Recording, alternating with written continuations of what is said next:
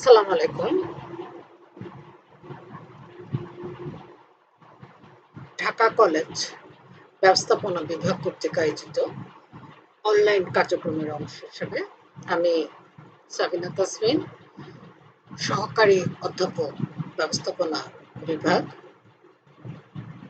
ঈদের ছুটির পরে ঈদ শুভেচ্ছা দিয়ে তোমাদের একটি ক্লাস শুরু করছি।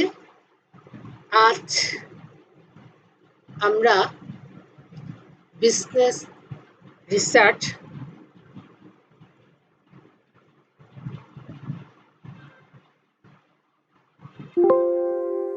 বিজনেস রিসার্চ যেটি তোমাদের এমবিএ এর একটি অংশ, যার কোড নাম্বার ৬০০৩, তার চ্যাপ্টার ৫-এর মেথডস অফ ডাটা কালেকশনের কিছু কথাবার্তা আমরা বলবো।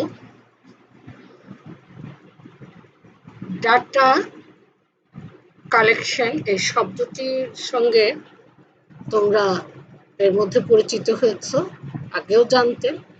আমি যখন রিসার্চের ক্লাসটা শুরু করলাম তখন অবশ্য অনেকবার এই কথাটি বলেছি যে ডাটা কালেকশনের কথা, এবং তখন যখন বলেছি তখন ওই চ্যাপ্টারের মূল অংশের সঙ্গে এটা পাশাপাশি একটি টার্ম হিসেবে ব্যবহৃত হয়েছিল বা বলেছিলাম। আজ আমরা শুধুমাত্র ডাটা কালেকশন নিয়ে, ডাটা কালেকশন আমাদের অন্য অন্য যে রিসার্চে আমরা এতদিন যা পড়েছিলাম, যে রিসার্চ কাকে বলে, প্রকারভেদ, স্যাম্পলিং, আনুষঙ্গিক ডিজাইন, ওটার সঙ্গে ডাটা কালেকশনের যে সম্পর্ক, সমান্তরাল ধারা রেল লাইনের মতো। রেল লাইনে যেমন দুটি লাইন সমান্তরাল না থাকলে রেলটা চলতে না পারে না, ওই কথাবার্তাগুলো বলবো। তোমাদের ক্লাস আমরা দীর্ঘদিন পরে আজকে ক্লাসটা হচ্ছে। আমি আশা করছি তোমরা ভালো আছো এবং বর্তমান যে নির্দেশনা স্বাস্থ্য সংস্থার বা বিশ্বের যে নির্দেশনা, বাসায় থাকা, দূরত্ব বজায় রাখা, মাস্ক ব্যবহার করা, এই জিনিসগুলো মেনে চলছে এবং বাসায় থাকাটাকে এনজয় করছো, এটাকে বোর ফিল করছো না, এনজয় করছো। বাবা মার সঙ্গে থাকছো, যাদের দাদা ভাই দাদিমণি আছে তারা, তাদের সঙ্গে একটি বিশাল ভালো একটি সময় কাটাতে পারছো এবং ভাই বোনদের সঙ্গে একটি ভালো বন্ড, ভাই বোনদের সঙ্গে তো সবসময় বন্ডিংটা অনেক ভালো থাকে, আরো ভালো, আরো কাছে আসা, এটা তোমরা করতে পারছো। এবং সাধারণত পড়াশোনার চাপে এবং ঢাকার যে যানজট বা অন্য অন্য যে দূষণ, যে চাপে তোমরা সবসময় একটু বিরক্ত থাকো, সেই বিরক্তিগুলো এখন পাচ্ছ না, বাসায় থাকছো। এবং শৈশবের যে স্মৃতিগুলো, যে লুডো খেলা, ক্যারাম খেলা, সাঁতার কাটা,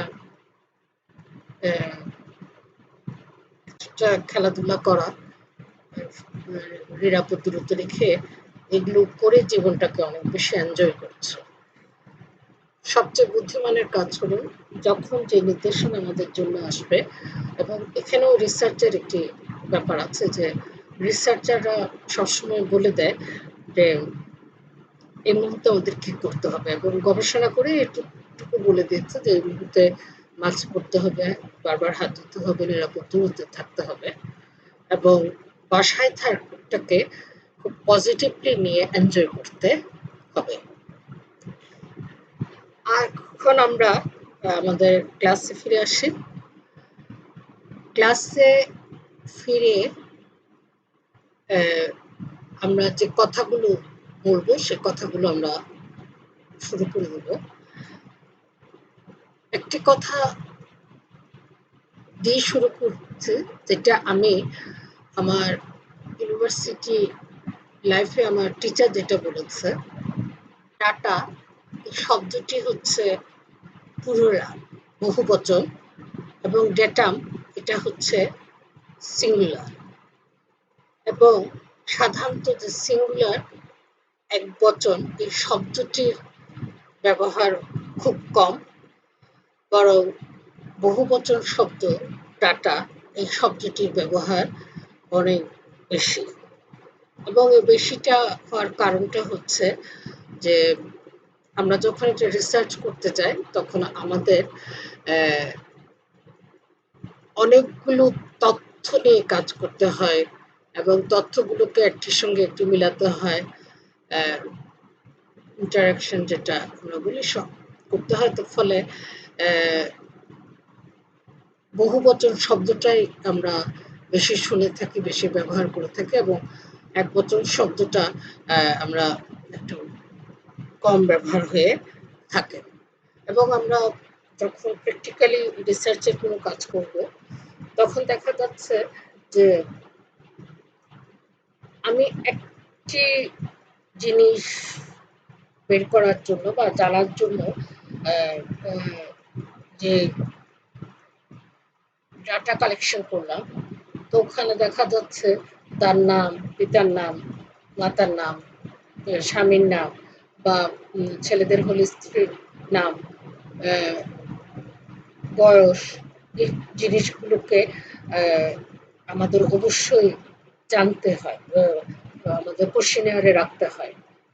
এবং অনেক সময় দেখা যায় যে হয়তো একজন রিসার্চার দেখা গেলো যে আমরা 2-3টা পার্ট থাকে, এবং ওই 2-3টা পার্টের মধ্যে প্রথম পার্টটা তার পার্সোনাল ইনফরমেশন থাকে। এই পার্সোনাল ইনফরমেশন থেকেও অনেক সময় দেখা যায় যে এই রিসার্চের সঙ্গে তার যে সম্পর্ক, যেমন আমি যেটা বয়সের কথা বললাম, জন্ম তারিখ, বয়সের কথা বললাম, তো এই বয়সে দেখা যায় যে এক বয়সে যেটা একটা জিনিস যেভাবে কাজ করে অন্য বয়সে সেটা ওভাবে কাজ করে না। আমরা সবসময় একটা জিনিস দেখব যে ডাক্তারের কাছে আমরা যখন যাই তখন দেখা যাচ্ছে যে বয়সের ব্যাপারটা অনেক ইম্পর্টেন্ট একটা ব্যাপার। এবং যখনই করোনা আসলো তখন কিন্তু, কারণ বয়স্ক এবং হচ্ছে শিশু তাদের রোগ প্রতিরোধ ক্ষমতা অনেক কম থাকে, এবং যখনই করোনার ব্যাপারটা আলোচনা করা হয় তখন এদেরকে বেশি সাবধানে রাখতে বলা হয়। তো এজন্য দেখা যাচ্ছে যে বয়স, তার অবস্থান এবং আনুষঙ্গিক অনেক কিছু আমাদের ডাটা কালেকশন এবং রিসার্চে অনেক কাজ করে। এখন আমরা একটু ফর্মালি দেখি ডিকশনারি মিনিংটা কি। Dictionary defines data as facts or figures from which conclusions may be drawn. A collective recording of observation, either numerical or otherwise, is called data. অভিধানের অর্থে আমরা যেটা দেখি যে ডাটাটা হচ্ছে কোনো একটা বিষয় বা ফিগার যেটা লাস্টে যেটা এটার উপর ভিত্তি করে একটি কনক্লুশন ড্র করা হয়। তোমরা যদি এই মুহূর্তে বের করতে চাও যে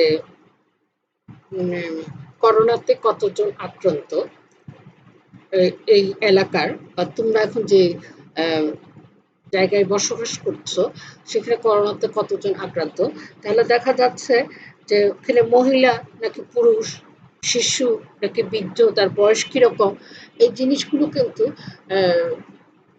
অনেক বড়ভাবে এখানে কাজ করে। যে এখানে মহিলা আক্রান্ত হলো নাকি পুরুষ আক্রান্ত হলো, বা বয়স্ক বা বয়স্ক হলো বয়সের কতটুকু রেঞ্জ, যে 60, 70 নাকি 80, এই জিনিসটা অনেক সময় তোমরা দেখছো যে একই পরিবারের সবাই করোনাতে আক্রান্ত হচ্ছে, আবার একজন আক্রান্ত হচ্ছে না, হয়নি।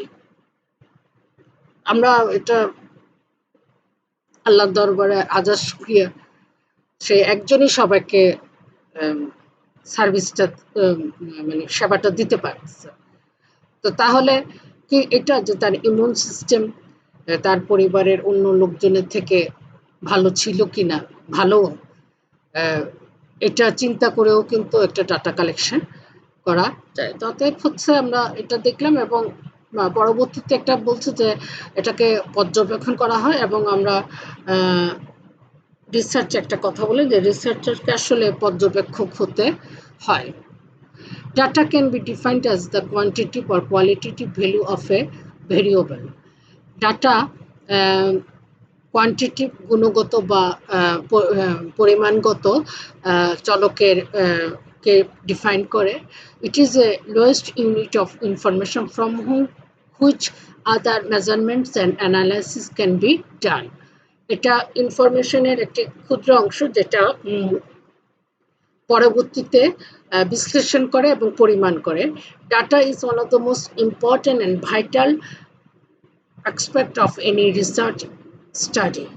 ডাটাটা অবশ্যই একটি গুরুত্বপূর্ণ এবং একটা ভাইটাল বিষয় কোনো একটা রিসার্চ স্টাডির জন্য। এটা গেল ডাটা কাকে বলে এবং এটা শিখতে হবে, প্রিপারেশন নিতে হবে এবং প্রিপারেশন নেওয়ার সময় জিনিসটা মনে রাখতে হবে যে একটা ভূমিকা থাকবে এবং ডাটা সম্পর্কে আমাদের বিজ্ঞজন বিভিন্ন গবেষক ডাটাকে যেভাবে ডিফাইন করেছে তার দু একটি বাণী দিতে হবে এবং উপসংহার দিতে হবে এবং এখানে অবশ্যই তোমাদের নাম্বারটা খেয়াল রাখতে হবে।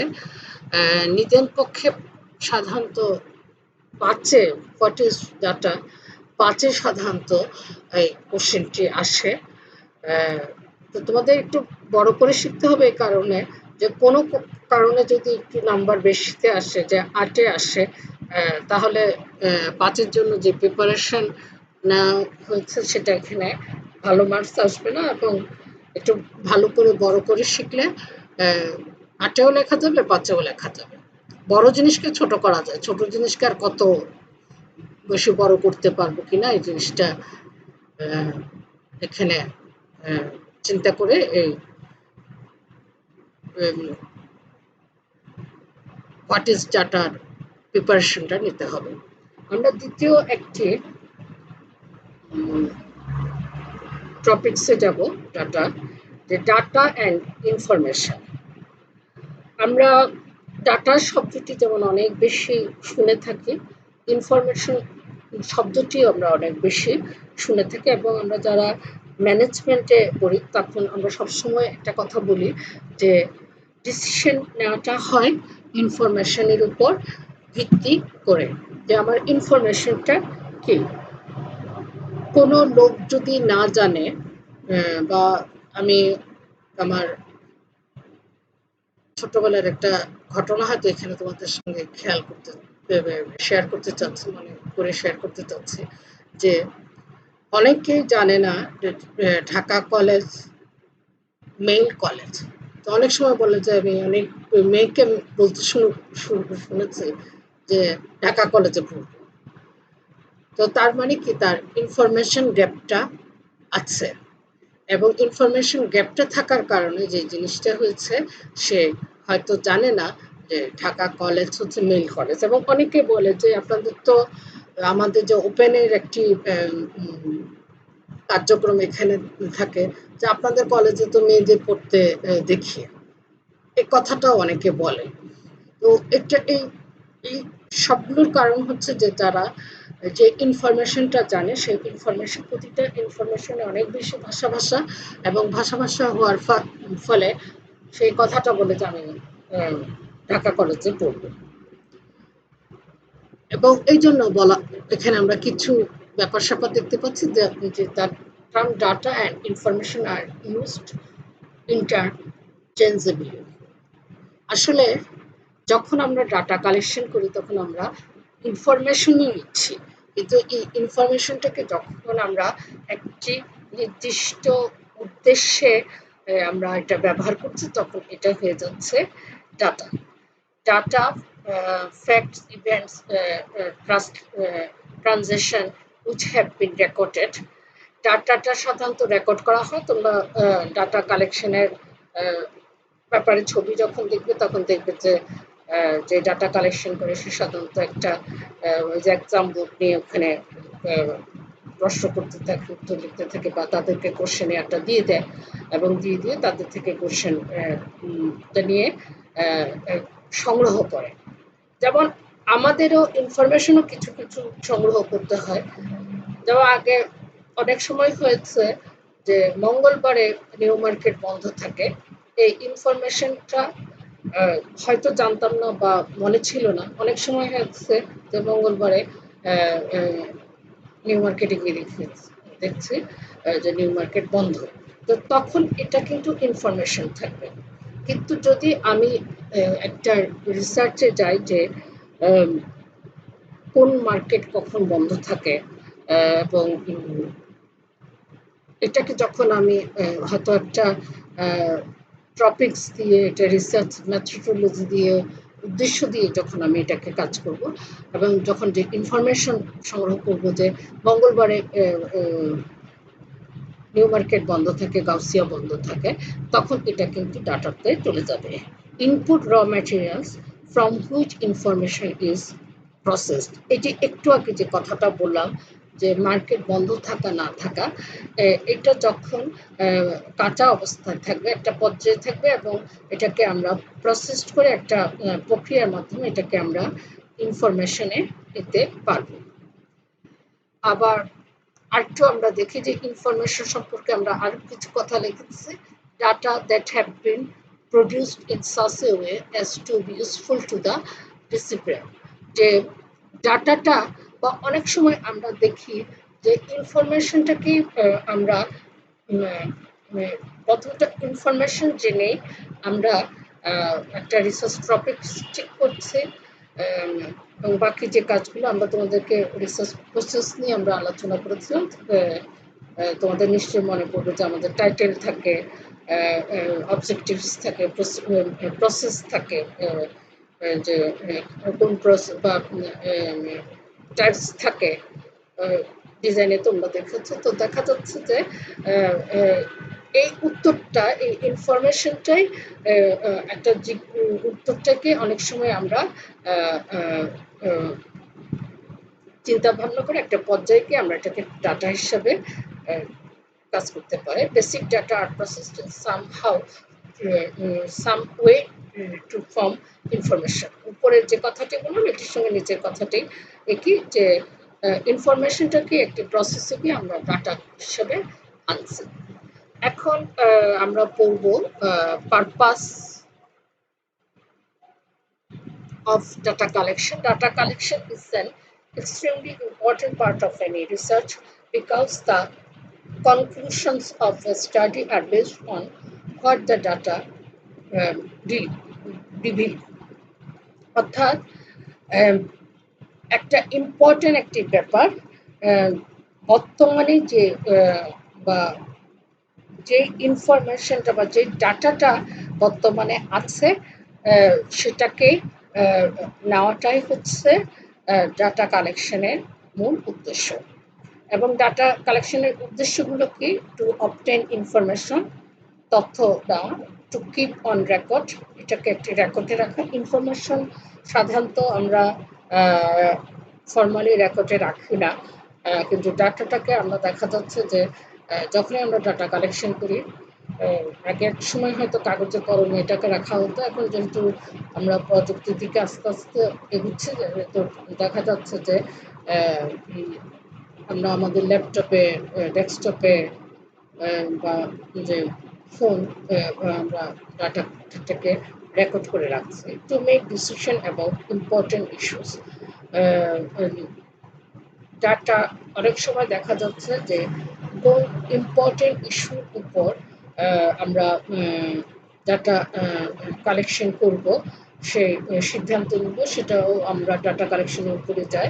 Two pass information on to others, আমরা যেমন গত কয়েকদিন যাবৎ আমরা পত্রিকায় দেখছি যে আমাদের করোনার সংক্রমণ হার কমেছে, কিন্তু আবার সীমান্তবর্তী জেলাগুলোতে আমাদের একটু বেশি। তাহলে দেখা যাচ্ছে যে আমাদের যে আত্মীয় স্বজন বন্ধু বান্ধব সীমান্তবর্তী জেলায় আছে তাদেরকে আমরা একটু সতর্ক করে দিতে পারি যে তোমাদের কিন্তু তোমরা একটু ডেঞ্জারাস অবস্থায় আছো, তোমাদের এই সময় একটু সাবধানতা অবলম্বন করতে হবে। ফর রিসার্চ অনলি, গবেষণার জন্য ডাটাটা দরকার হয়। ডাটার সোর্স দুটা, এটা বলার আগে বলছি যে আমাদের এই কোশ্চেনে ডাটা কালেকশনের উদ্দেশ্যটা আসে, এবং উদ্দেশ্যটা যখনই আসে তোমাদেরকে এটার একটি ভূমিকা লিখতে হবে, এবং আমি যে পয়েন্টগুলো দিলাম এই পয়েন্টগুলো দিয়ে পয়েন্টের মধ্যে একটু বিশ্লেষণ করে দিতে হবে এবং একটু উপসংহার দিতে হবে। সোর্স অফ ডাটা, ডাটার দুইটা সোর্স আছে, উৎস হচ্ছে একটা এক্সটার্নাল একটা ইন্টারনাল, যেটাকে আমরা বাহ্যিক এবং অভ্যন্তরীণ বলে থাকি। দেখা যাচ্ছে যে যখন অফিসে ভিতর থেকে আমরা যখন যে ইনফরমেশন তথ্য নিই, যে ডাটা তথ্য নিয়ে আমরা এটাকে ডাটাতে পরিণত করি, তখন এটাকে ইন্টারনাল বলা হয়, এবং এর জন্য আমাদের বাইরে যেতে হয় না, আমাদের যে অফিসে থেকে আমি ওটা কাজ করতে পারি। যেমন আমি যদি এখন একটা রিসার্চ করি যে ঢাকা কলেজের কতজন স্টুডেন্ট সায়েন্স পড়তো, কিন্তু তাদের রেজাল্ট কীরকম হয়েছে, বা সায়েন্সে যে ফিজিক্স কেমিস্ট্রি ম্যাথ বায়োলজি আছে, তো সাধারণত একটা জিনিস প্রচলিত আছে যে যে ফিজিক্স কেমিস্ট্রিতে ভালো হয় সে আবার ম্যাথ বা জীববিজ্ঞানে ভালো হয় না, বায়োলজিতে তার একটু ঘাটতি থাকে। তো এই ব্যাপারটা যদি আমি জানতে চাই তাহলে দেখা যাচ্ছে যে আমাকে কলেজ ক্যাম্পাসের মধ্যে কাজ করলে হবে, এটাকে আমি ইন্টারনাল ডাটা বলি। কিন্তু দেখা যাচ্ছে যে আমি যদি বলি যে ঢাকা কতজন স্টুডেন্ট বুয়েটে ভর্তি হচ্ছে, বা এটা করতে গেলে আমাকে, বা মেডিকেলে ভর্তি হচ্ছে, বা কমার্সিয়াল স্টুডেন্ট দিকে চিন্তা করলে কতজন স্টুডেন্ট ঢাকা ইউনিভার্সিটিতে পড়ছে, বা প্রাইভেট ইউনিভার্সিটিতে, পাবলিক ইউনিভার্সিটিতে চিন্তা করতে গেলে আমাকে যে কাজটি করতে হবে, আমাকে আমার ক্যাম্পাস থেকে বের হতে হবে। তো এই এক্সটার্নাল সোর্সের দুটি আছে, একটি প্রাইমারি ডাটা, একটি সেকেন্ডারি ডাটা। প্রাইমারি ডাটা হচ্ছে একদম আনটাচ একটা ব্যাপার, যেটা আগে কেউ সংগ্রহ করেনি। যে রিসার্চের কাজ করছে সেই প্রথমে জিনিসটা সংগ্রহ করবে, সে তার রিসার্চ টপিকস অনুসারে। এবং সেকেন্ডারি ডাটা হচ্ছে যেটার কাজ আগে হয়েছে এবং যেটা লাইব্রেরি হোক, এখন নেটে মানুষ দেখে, যেখানেই হোক, বা সংবাদপত্র হোক, ওখান থেকে রিসার্চার গবেষক এটা কালেক্ট করা হয়েছে, যে ডাটা সম্পর্কে জনগণ আগে কিছুটা জানছে। তো যেমন মহামারীর কথা আমরা শুনেছি, কিন্তু ওভাবে দেখিনি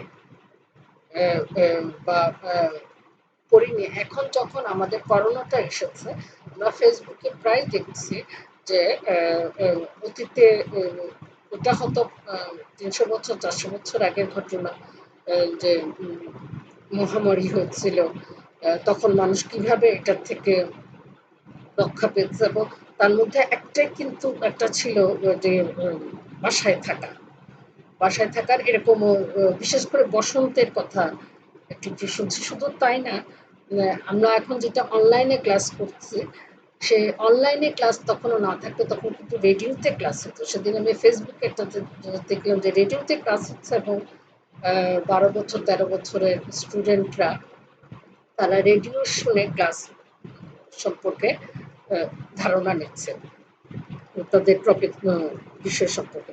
তাহলে এটা গেল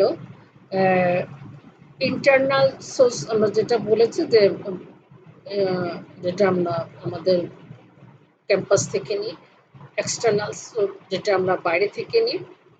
প্রাইমারি ডাটা সম্পর্কে জানবো। Collected from first hand experience is known and primary data, more reliable, authentic and not been published anywhere. Primary data has not been changed and altered by human being. Therefore, its validity is greater than secondary data. The data are collected especially from a research project used when secondary data are unavailable and inappropriate. Data are to be unique, original, reliable, and accurate in nature. এই কথাগুলো অনেকবার বলা হয়েছে, এখন formally শুনবো এবং chapter 5 এর ব্যাপার স্যাপার অনুসারে শুনবো যে collected data from first hand experience is known as primary data.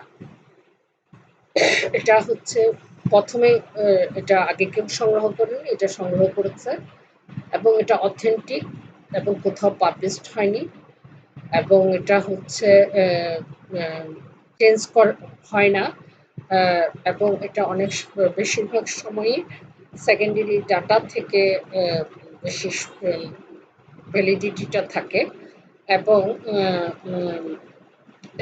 Specially এটা হচ্ছে প্রজেক্টে ব্যবহার হয় এবং এটা অ্যাভেলেবল এবং সেকেন্ডারি ডাটা যেখানে হয়তো এই গবেষণা অ্যাভেলেবেল না বা সঠিক হচ্ছে না, সেখানে প্রাইমারি ডাটা এখানে ভালো কাজ করে। এটা ইউনিক, অরিজিনাল, এটাকে অ্যাকুরেট, সঠিক এবং এটাকে বিশ্বাস করা যায়, এটা বলা যায়। এটার অ্যাডভান্টেজ হচ্ছে এটা অ্যাপ্লিকেশনটা জোরদার, ইউজেবল, ব্যবহার করা সুবিধাজনক, অ্যাকুরেট, সঠিক, নির্ভর করা যায়, আপ টু ডেট থাকে। যেমন তোমরা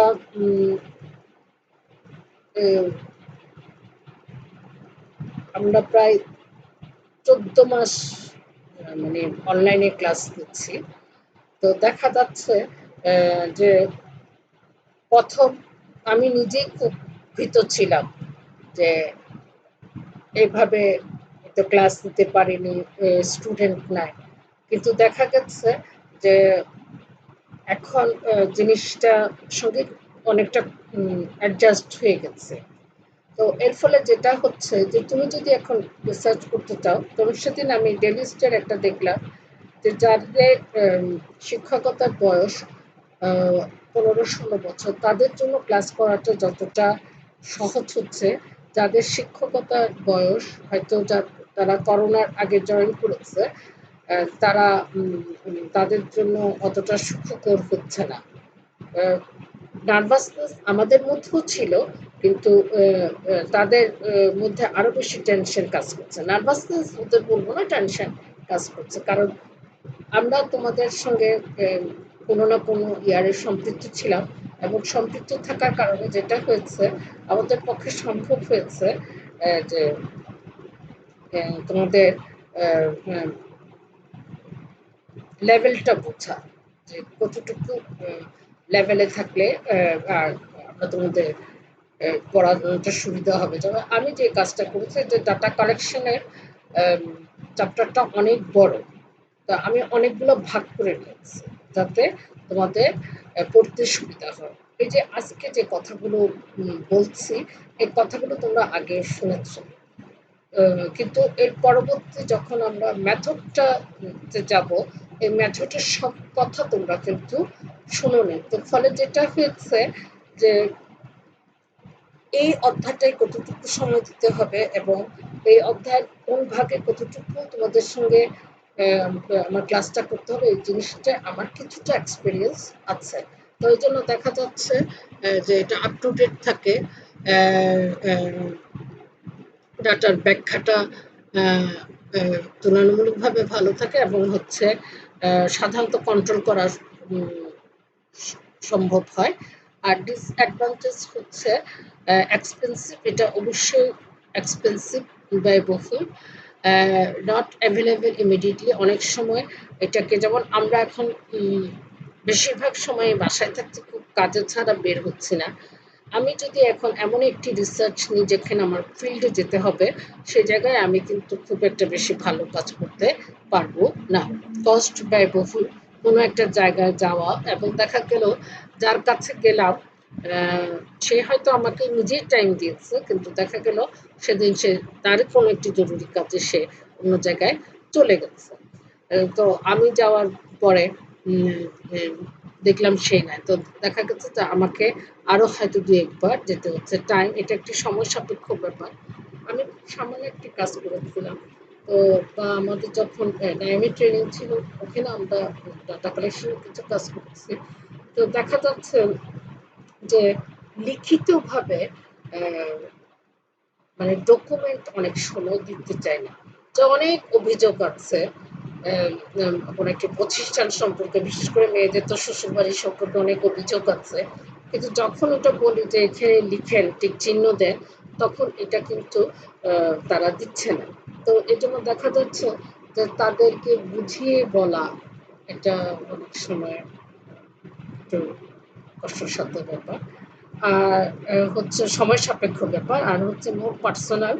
অনেক সময় দেখা যাচ্ছে যে ডাটা কালেক্ট যে করে তার পার্সোনাল ব্যাপারও এখানে চলে আসে।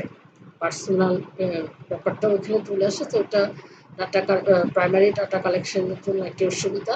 ট্রেনিং স্কিল লেভারিয়াস, ট্রেনিং অনেক সময় তার থাকে না, কারণ ডাটা কালেকশনের কিছু কৌশল আছে।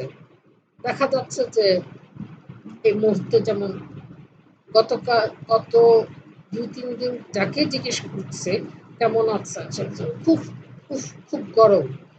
তো আমি যদি এটাতে ডাটা কালেকশন করে এই কথাটা শুনে তার কাছ থেকে ভয় পেয়ে যায় বা পিছিয়ে সরে আসে, আমি কিন্তু ডাটা কালেকশন করতে পারবো না। এখানে আমাকে ধৈর্য ধরতে হবে, চিন্তা করতে হবে যে আমি কিভাবে ডাটাটা কালেকশন, তো এটা একটা দক্ষতার ব্যাপার এবং পরিশ্রমী হতে হবে। এই যে অনেক দূর দূরান্তে গিয়ে, আমি যদি সবসময় মনে করি আমি এখন করোনা, আমি মিরপুরে থাকি, আমি এতটুকুর মধ্যে আমি ডাটা কালেকশন করবো, দেখা যাচ্ছে যে এতটুকুর মধ্যে ডাটা কালেকশন করলে যে কাজটা আমি করতে চাচ্ছি সেই কাজের ফলাফল আমি পাবো না। তো অর্থাৎ দেখা যাচ্ছে যে পরিশ্রমী হতে হবে, দক্ষতা থাকতে হবে, এটির জন্য একটি ট্রেনিংও থাকতে হবে। তোমাদের কোনো কোশ্চেন থাকলে আমাকে জানাবে,